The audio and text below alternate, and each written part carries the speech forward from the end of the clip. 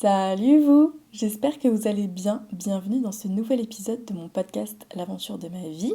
Pour ceux qui sont sur YouTube, c'est un petit peu différent d'habitude, ce n'est pas une vidéo habituelle. J'ai décidé dorénavant de filmer mes enregistrements parce que je trouve ça un petit peu plus agréable pour vous qui écoutez. Et si vous êtes un peu plus visuel, eh bien au moins vous aurez un aspect visuel de mon expression ou autre, de mes réflexions. Alors vous qui m'écoutez sur les plateformes d'écoute, c'est-à-dire Spotify, Apple Podcast ou bien Deezer, si vous aimez le visuel, eh bien je vous invite à venir écouter cet épisode sur YouTube parce que je ne mettrai pas la vidéo sur Spotify. Néanmoins, si vous préférez l'audio, eh bien c'est libre à vous de continuer d'écouter sur les plateformes d'écoute. Maintenant que je vous ai annoncé ce petit changement, je voulais aujourd'hui vous parler d'un sujet qui... À chaque fois, j'ai l'impression que je commence un épisode en vous disant que c'est un sujet qui m'importe beaucoup dans mon quotidien, mais finalement, tout ce dont je parle dans ce podcast, ça fait partie de mon quotidien. Alors forcément, c'est à chaque fois important pour moi, sinon je n'en parlerai pas. L'amitié. L'amitié. C'est quelque chose à laquelle j'ai toujours eu un petit peu de mal. Mais l'amitié d'adulte, c'est celle-là dont j'ai envie de parler aujourd'hui parce qu'elle est incroyable dans sa simplicité, dans son authenticité et n'a rien à voir en fait avec les amitiés qu'on peut avoir quand on est enfant ou adolescent. Moi par exemple, j'ai toujours eu un petit peu de mal à sociabiliser quand j'étais enfant et adolescente. J'ai eu une histoire un petit peu compliquée qui fait que j'ai été beaucoup dans le foyer familial, à, à tenir ma place de grande sœur, à essayer de maintenir une harmonie au sein de la famille, au sein de ma fratrie. J'ai 2 petites sœurs et je pense en fait que avec le recul aujourd'hui, quand j'y pense et quand j'en discute avec d'autres personnes, je pense qu'à l'époque, j'étais tout simplement dans cette dynamique de rester avec la famille et de tout simplement pas me mettre à l'extérieur et de donner de mon temps à d'autres personnes que ma famille.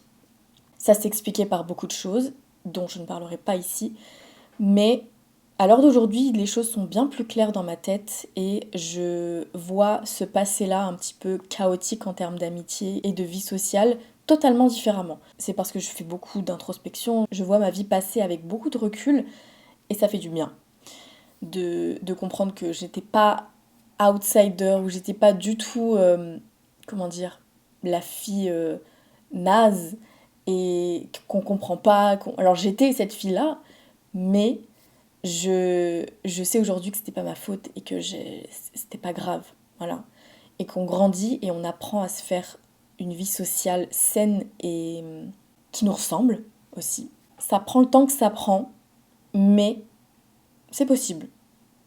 Complètement. Je suis preuve vivante de cette chose-là. Alors ce que je vous propose aujourd'hui, c'est tout simplement ma réflexion sur l'amitié dans la vie d'adulte. Revenir un petit peu sur les amitiés passées et quel comportement j'avais, quel comportement j'attirais aussi. Et voilà, tout simplement, de vous partager ça. Et n'hésitez surtout pas, si vous avez aussi des réflexions à ce sujet, libre à vous de les partager sur YouTube en commentaire. Mais si vous êtes sur une plateforme d'écoute, les petits messages privés sur Instagram sont aussi chouettes à lire et j'adore ça. Donc, libre à vous.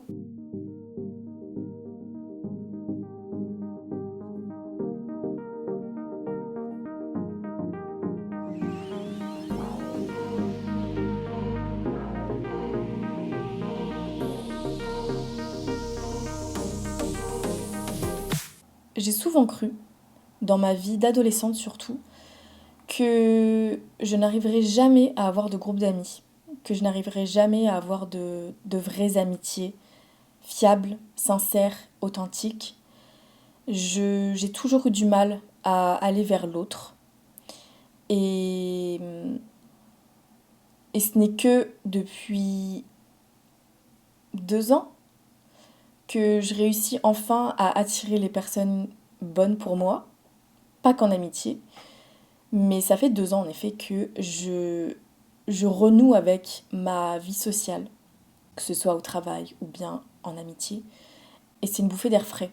Sincèrement, c'est une bouffée d'air frais. Le fait que je n'ai pas non plus d'amitié d'enfance, ça c'est quelque chose aussi qui fait partie de moi, parce que j'ai beaucoup déménagé quand j'étais enfant. Ça, je le dis dans l'épisode précédent où je vous parle du fait que je n'ai pas d'attache ni de point d'ancrage nulle part. Et oui, ce fait-là de déménager constamment a eu beaucoup d'impact sur le fait que je n'ai pas d'amitié d'enfance. J'ai des copines ou contacts d'enfance, je sais pas comment dire, mais c'est...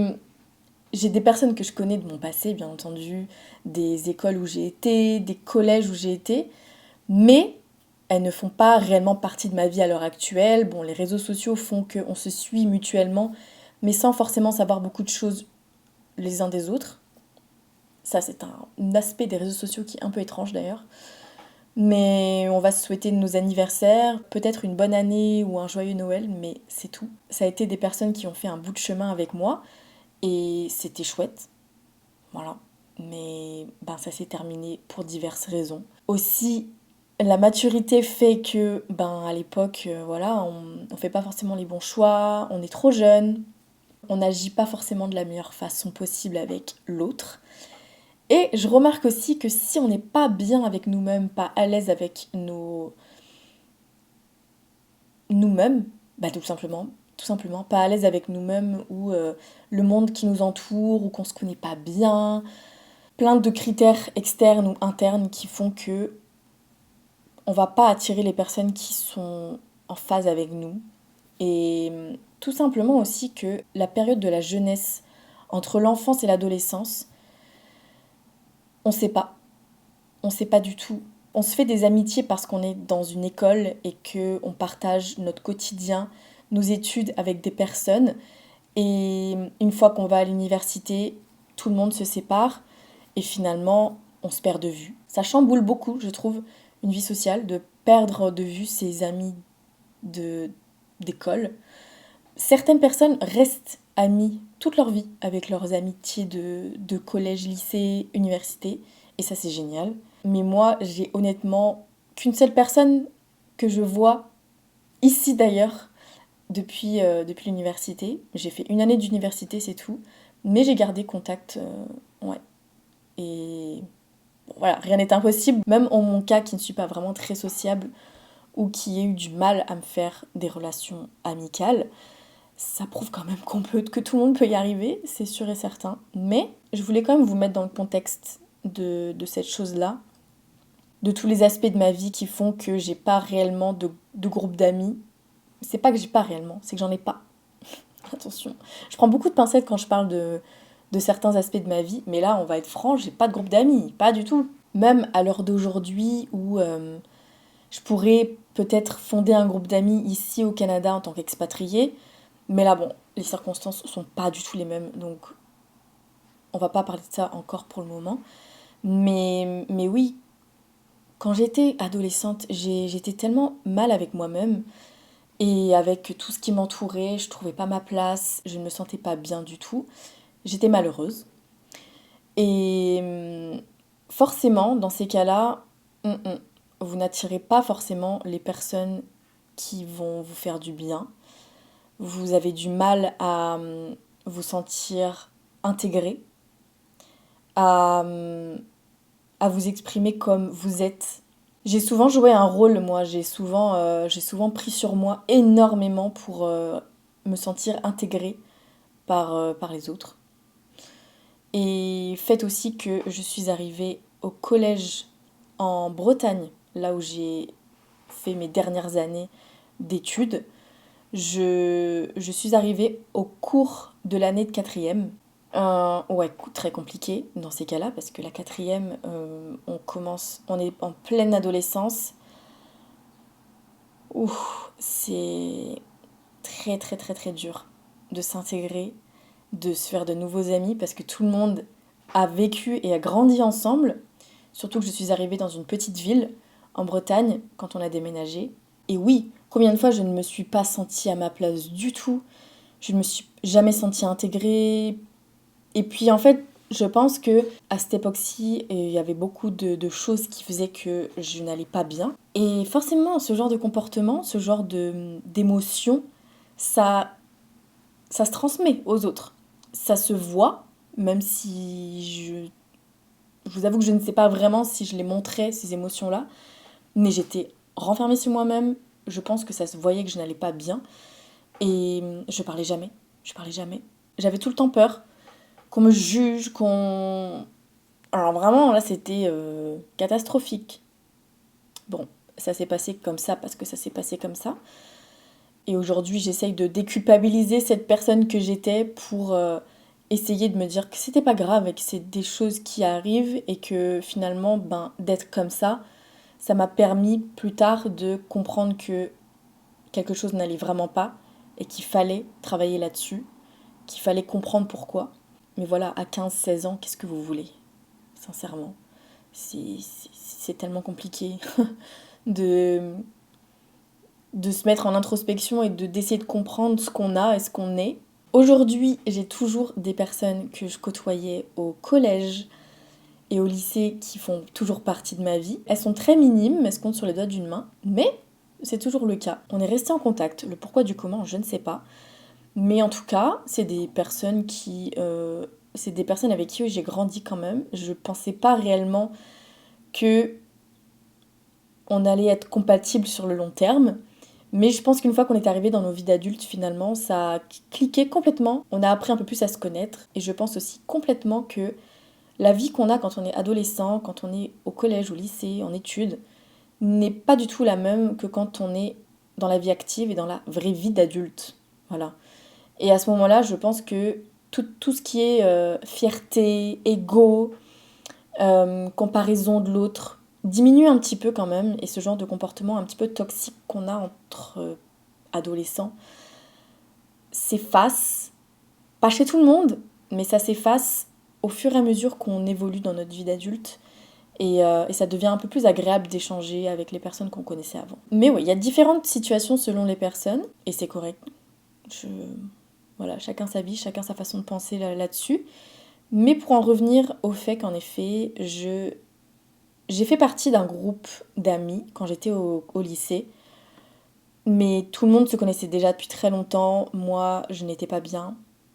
Je me faisais beaucoup influencer. Il y avait tellement de critères qui faisaient que je ne resterais pas dans ce groupe-là finalement. Je pense aussi que mon côté malheureux ou pas en phase avec moi-même, je voulais qu'on ait pitié de moi aussi. Donc c'est un comportement quand même assez toxique et néfaste pour les autres aussi, mais pour moi-même. Ce qui fait que je pense qu'après je suis allée vaquer à mes occupations. De vie solo. En voulant mettre tout ça derrière moi, et je suis donc partie aux États-Unis. En revenant, j'ai pris donc une année d'études à la fac, mais finalement, ça ne l'a pas fait. Donc je suis rentrée dans la vie active. Donc là, forcément, j'ai l'impression d'avoir quand même occulté beaucoup mon passé, de me dire, bon, allez, avance, c'est bon. Les personnes que tu connaissais, si elles doivent faire partie de ta vie, elles feront partie de ta vie, mais avance, c'est bon. C'est ce que je fais. C'est ce que je fais, c'est ce que je fais. Mais voilà, je suis quand même pas non plus entourée de beaucoup d'amis, j'ai ma famille, mais c'est quand même pas très sain à ce niveau-là. Les amitiés que j'ai, c'est bizarre. Il n'y a vraiment que depuis, je dirais depuis que je suis ici, parce que je trouve ça fou l'évolution que j'ai, socialement parlant et relationnellement parlant, depuis que je vis seule ici et depuis que il a bien fallu que je me crée un petit cercle de personnes ici, puisque je suis venue seule. Donc ça m'a un petit peu, pardonnez-moi de l'expression, je me suis un petit peu sorti les doigts des fesses, c'est pas un petit peu, même beaucoup, pour ne pas rester seule. Les réseaux sociaux aidant, et le fait aussi que je m'expose sur les réseaux, m'a aidé à rencontrer des personnes. C'est 50-50 je dirais, parce que j'ai aussi le travail qui m'a aidé, voilà, donc c'est quand même cool. C'est assez normal à l'heure d'aujourd'hui. En étant seule ici, j'ai quand même une vie sociale bien plus complète et enrichissante que quand j'étais en France. Parce qu'en France, j'étais dans une vie vraiment d'adulte, j'étais posée, je pensais pas trop au reste. Vous voyez, j'étais dans mon quotidien de boulot, de vie personnelle, et je pensais pas vraiment à ma vie sociale autre que ma famille en fait. Et c'est en arrivant ici, c'est le déclic en fait. C'est le déclic de me dire, ben si, quand même, on a quand même besoin d'amis dans notre vie. Mais de bons amis, attention, parce que ça c'est pareil. Quand vous êtes un petit peu vulnérable et que vous ne savez pas vraiment et que vous ne connaissez pas vos limites en amitié, que vous laissez des comportements égoïstes vous atteindre, que vous laissez des comportements narcissiques, ou bien, vous savez, la jalousie, l'envie, toutes ces choses-là dont on n'a pas envie dans nos relations sociales, il faut tout de même s'en rendre compte. Et c'est pas simple. C'est pas simple de se rendre compte que telle personne est néfaste pour nous, que telle personne nous rabaisse constamment mais qu'on le voit pas. C'est pas simple d'accepter en fait que certaines amitiés ne sont plus faites pour nous. Et je pense que aussi le travail que j'ai fait sur moi-même m'a énormément aidé à détecter des comportements qui n'avaient plus lieu d'être dans ma vie, tout simplement. Alors quand on apprend qu'on peut poser des limites saines avec les personnes qui nous entourent et nos relations sociales et amicales, je vous garantis que ça fait la différence dans votre bien-être personnel parce que j'ai appris moi à dire non, à dire stop, à faire un petit peu de tri dans mes relations. C'est tellement dur parce qu'on veut pas faire de mal non plus, mais on apprend en fait à être égoïste pour nous-mêmes et pour notre bien-être. Bon, c'est pas négatif du tout, parce qu'il faut pas non plus se fermer à l'autre. Et ça, c'est le danger en fait quand on devient un petit peu égoïste pour nous. Quand on devient égoïste, on peut repousser beaucoup de choses qui sont quand même bonnes pour nous. Ça, c'est compliqué aussi. J'en apprends tous les jours, je vous le garantis, même si j'ai fait énormément de progrès sur mon ouverture aux autres et de comprendre que tel comportement, c'est non direct, que telle personne, si elle me dit ça, c'est non direct, ou que si cette personne se présente, que ça se passe comme ça, c'est oui direct, parce que ça nous ressemble, parce que c'est bon, parce que ça fait du bien. Et moi, je pense que j'ai tellement travaillé sur mes relations, sur ce que je suis, sur ce qui est bon pour moi. Inconsciemment, j'ai attiré des personnes à moi qui sont divinement excellentes. Je mets vraiment mes amitiés sur un piédestal parce que c'est tellement important dans la vie de se créer des amitiés qui sont à notre image. Voilà, c'est ça. Et je pense que quand vous laissez aller votre propre nature, que vous êtes naturel, que vous comprenez, que vous vous connaissez, bon voilà, j'ai du chemin. Toute notre vie, on va apprendre à se connaître, toute notre vie, on va changer, toute notre vie, on va se réajuster, se réadapter à tout notre environnement, à de nouvelles personnes, ou même aux personnes qui sont déjà dans notre vie, parce que si vous-même vous évoluez et que vous changez au cours de votre vie, toutes les personnes autour de vous le font aussi. Donc c'est tout le temps de se réadapter. Il faut trouver la balance en fait, même dans vos amitiés. C'est pas seulement dans la vie de couple, c'est aussi dans les amitiés, c'est de se réajuster. On va grandir, on va apprendre, on va passer des épreuves, des étapes, et il faut se soutenir, il faut comprendre que il y a des changements. J'ai toujours eu du mal à me plaindre. C'est pas négatif ce que je dis là, c'est véridique. J'ai toujours eu du mal, alors pas forcément à me plaindre, mais à demander de l'aide, et à parler. Ça a toujours été quelque chose de très compliqué pour moi, de communiquer et d'exprimer ce que je ressentais, mes émotions, mes ressentis. Aujourd'hui, je le fais, et bien je peux vous assurer que ça change la donne. C'est malade. Parce qu'en fait, de se sentir écouté, de se sentir entendu aussi, de se sentir vu, considéré par vos amitiés et les gens qui vous entourent, mais c'est divinement bon, vraiment, d'en avoir conscience et de le savoir. Ce qui fait que aujourd'hui, j'ai 27 ans et je trouve que je suis là où je suis censée être. Pas sur tous les points de vue, mais socialement parlant, je suis là où je dois être. C'est fou parce que je le sens.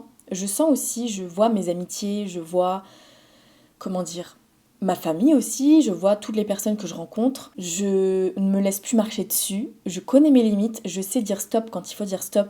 Je sais exprimer quand je ne comprends pas ci ou ça ou ce comportement ou ce que cette personne a dit, ou bien quand ça va à l'encontre de mes valeurs, là c'est niet complet, parce que je me connais et que voilà, je fais valoir aussi ce que je représente, ce que je suis et ce pourquoi je travaille au quotidien, de me sentir bien avec moi-même et personne ne peut m'enlever cette paix intérieure. Les mots sont très intenses, mais bon, peut-être pas la paix, mais un sentiment de bien-être intérieur, tout simplement, voilà.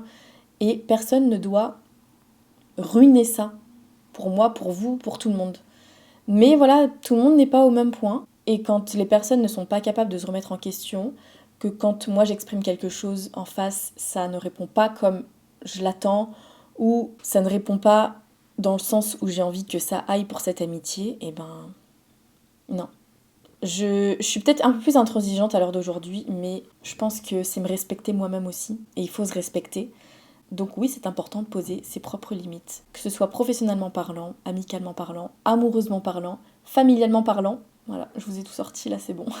Et qu'est-ce que c'est bon de réaliser qu'on a enfin les amitiés qui nous correspondent. Je réalise aujourd'hui que tout ce que je pensais impossible il y a quelques années, aujourd'hui, c'est bien possible et que oui, ça peut être sain. Que oui, vous pouvez avoir une amie, pas besoin de 10 amis, pas besoin de 10 copines, 10... Non, pas du tout.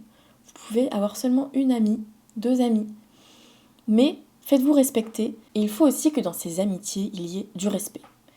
Que vous vous écoutiez, que vous vous communiquiez aussi quand ça va pas, quand vous avez besoin d'aide, ou alors quand ça va aussi. J'adore ici dire à mes amis, quand j'ai adoré ce qu'ils ont fait, ce qu'ils ont dit, j'aime aussi dire quand ça me plaît un petit peu moins, et j'aime savoir que quand il se passe quelque chose dans ma vie, ils vont être présents, chacun à leur façon différente, mais je les connais, et ils vont être présents, et inversement, parce que c'est donnant-donnant, c'est comme un couple.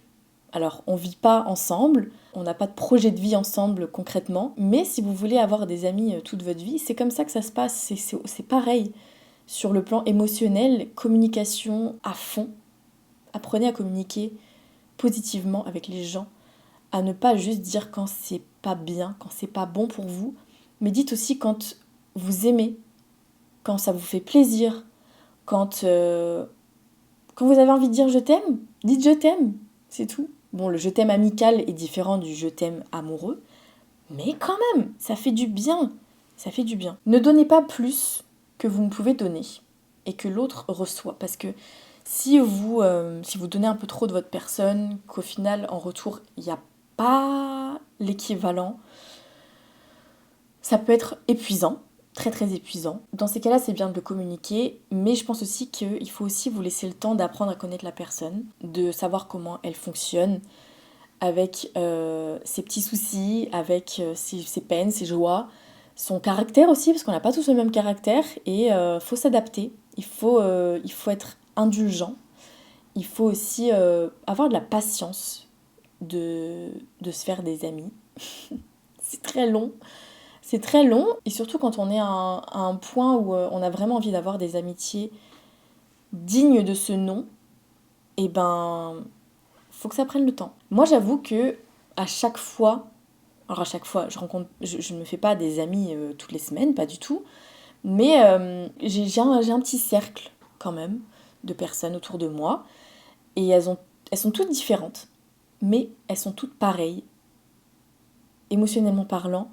Et ça me plaît aussi d'apprendre à les connaître parce qu'elles sont toutes différentes et c'est beaucoup d'inclusion aussi en amitié, de comprendre l'autre, de pas la juger, de dire aussi qu'est-ce que tu fais là, franchement. Là, moi, je suis pas d'accord avec ce que tu fais, mais écoute, c'est ta vie, tu sais que si tu as besoin, je suis là. Moi, je suis pas forcément d'accord avec ce que tu fais ou ce que tu penses. Mais écoute, tant que tu es heureuse, tant que tu fais les choses pour toi et que ça te plaît et que tu ne laisses personne te marcher dessus ou quoi que ce soit, ok, je suis tout avec toi. On n'est pas forcément tout le temps d'accord avec nos amis, on n'est pas tout le temps dans mon Dieu, c'est trop bien ce que tu fais, c'est incroyable. Non, donnez des conseils. On n'est pas devins, on n'est pas des dieux, on n'est pas. Voilà, mais je pense qu'on a la capacité de communiquer intelligemment et il faut le faire. Il faut le faire. Et c'est aussi partager de l'intérêt aux gens, c'est partager de l'amour. Quand je parle d'intérêt, c'est ça, c'est donner des conseils, c'est montrer à la personne qu'elle est importante. Ce que je donne aux personnes qui sont dans ma vie actuellement, c'est ce que j'ai envie qu'on me donne en retour. Et c'est le cas, donc heureusement, parce que ça n'a pas toujours été le cas et c'est pas tout le temps le cas. Mais quand c'est le cas et que vous le comprenez, que vous le voyez, ça fait énormément de bien, vraiment. Donc c'est ça, si j'avais un petit conseil, on parle de conseils donc j'y vais, si j'avais un petit conseil à vous donner, à celles et ceux qui ont un petit peu de mal avec leur vie sociale ou leur relation, c'est d'abord d'apprendre à vous connaître vous, de connaître vos limites, de connaître ce que vous avez envie et besoin, ce que vous n'avez pas envie et pas besoin, et de vous respecter vous-même. Et en général, après, une fois que vous avez un peu fait la paix avec certaines choses, ou que vous comprenez certaines choses de vos mécanismes, de vous-même, vous ne pouvez attirer que de bonnes personnes à vous. Alors, il y a bien entendu des exceptions, hein, je suis la première qui vous le dit.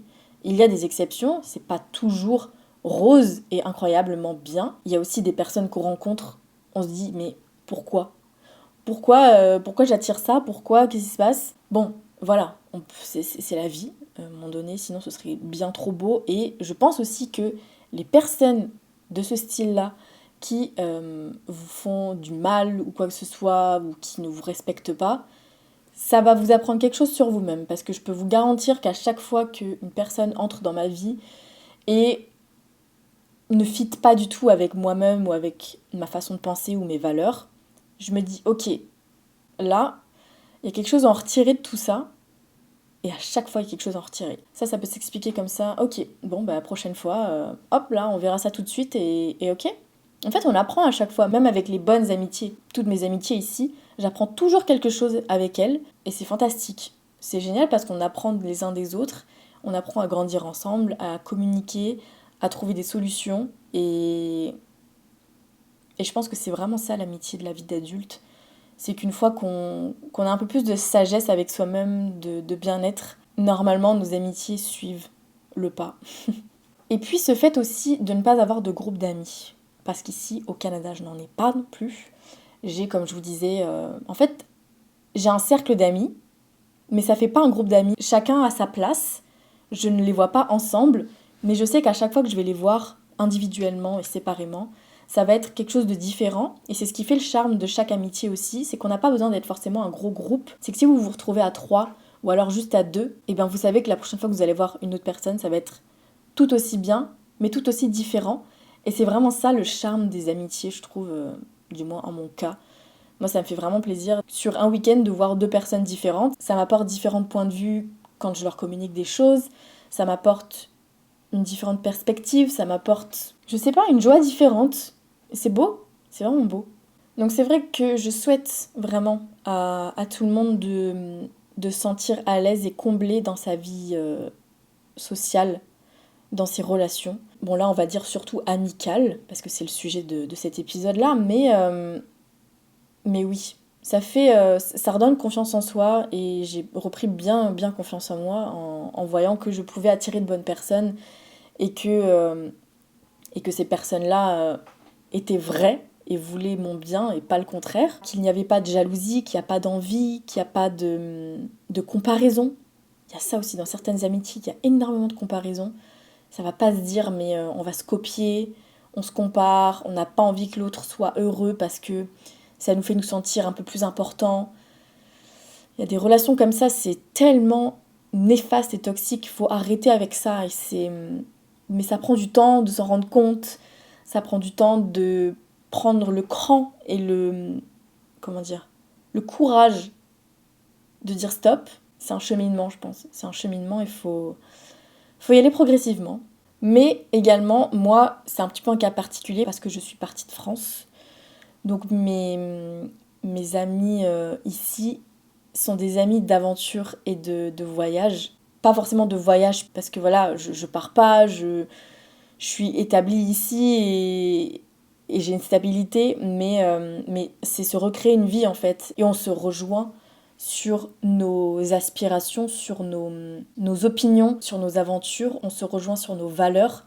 Parce que même en tant qu'expatriés, on n'a pas tous le même ressenti, la même vision de la vie, la même vision de l'amitié non plus. Et on va pas être amis avec tous les expatriés, tous les immigrés français à Montréal. Pas du tout. On va se trouver ces petits repères, ces amitiés. Et en tant qu'expatriés, c'est plus compliqué, mais c'est d'autant plus beau parce que je trouve qu'on est tellement à vif, on est tellement dans les émotions. Ces aventures-là d'expatriation nous chamboulent tellement, c'est tellement puissant en termes de découverte, en termes de ressenti, que finalement, quand on rencontre des gens qui sont notre image et qui nous ressemblent, on ne les lâche pas parce que c'est important et parce que c'est aussi nos repères ici sur place, parce qu'on n'a pas de famille, on n'a pas non plus 50 amis déjà sur place quand on arrive, pas du tout. Et oui, on se rapproche beaucoup plus facilement et beaucoup plus rapidement. On reste amis ou on reste pas amis.